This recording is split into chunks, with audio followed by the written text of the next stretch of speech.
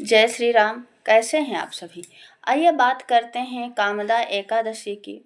कामदा एकादशी जो है तो वैसे तो हर एकादशी अपने आप में महत्वपूर्ण मानी जाती हैं, पर कामदा एकादशी एक ऐसी एकादशी है जिसका व्रत करने से ब्रह्म हत्या, गौ हत्या जैसे पापों से भी हमें मुक्ति मिलती है। आइए जो है तो इसकी व्रत कथा जो है तो उसको सुनते हैं। इतनी कथा सुनकर महाराज युधिष्ठिर ने कहा, भगवान आपको कोटिश धन्यवाद है जो आपने ऐसी सर्वोत्तम व्रत की कथा सुनाई, मगर इससे हमारी जिज्ञासा बढ़ती ही जाती है और बार बार यही इच्छा होती है कि और भी आगे की सुंदर कथाओं को सुने। हे महाप्रभु, चैत्र शुक्ल एकादशी का क्या नाम है और क्या महत्व है, कृपा करके कहिए। पांडुनंदन के इस प्रकार धर्मयुक्त विनीत विचारों को सुनकर भगवान कृष्ण ने कहा, हे राजन, यह प्रश्न महाराज दिलीप ने अपने गुरु महर्षि वशिष्ठ से किया था।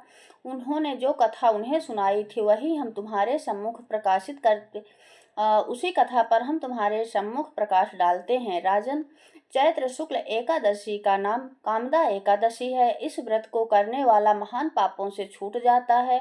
यह एकादशी अत्यंत पुण्य को देने वाली, पापों को नष्ट करने वाली और संतान को देने वाली है। सुनो, तुम्हें एक प्राचीन कथा सुनाते हैं। एक नगर का नाम भोगीपुर था और महान ऐश्वर्यों से संपन्न भी था। वहां पर यक्ष और गंधर्वों का निवास था।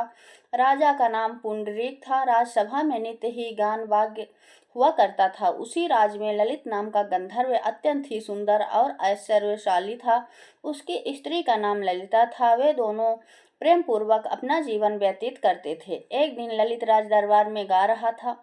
किसी कारणवश ललिता नहीं थी। अस्त उसका ध्यान गाना गाने में चूक गया।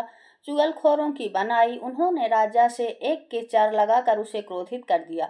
राजा ने अत्यंत क्रोधित होकर कहा, दुष्ट तू राक्षस हो जा। राजा के श्राप से ललित तुरंत ही राक्षस हो गया। उसका शरीर महाविशाल और भयंकर हो गया। हाथ पांव एकदम कुरूप और बेडौल हो गए। यह खबर ललिता के पास पहुंची तो वह बहुत दुखी हुई, मगर कर भी क्या सकती थी। रोती पीटती अपने पति के साथ वह भी निकल गई। ललित क्रूर कर्मों को करने में रत हो गया। घूमते फिरते दोनों विंध्य प्रदेश के पर्वतों और जंगलों में जा पहुंचे, जहां पर महर्षि श्रृंगी का आश्रम था। ललिता दौड़ती हुई महर्षि के आश्रम में जा महर्षि के चरणों में मस्तक रख रोने लगे।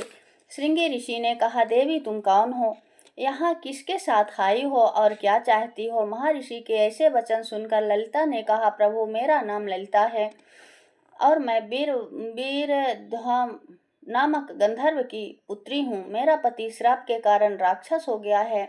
उसी के कल्याण के लिए मैं आपकी शरण में आई हूँ। कृपा कर श्राप से मुक्त होने का कोई उपाय बताइए।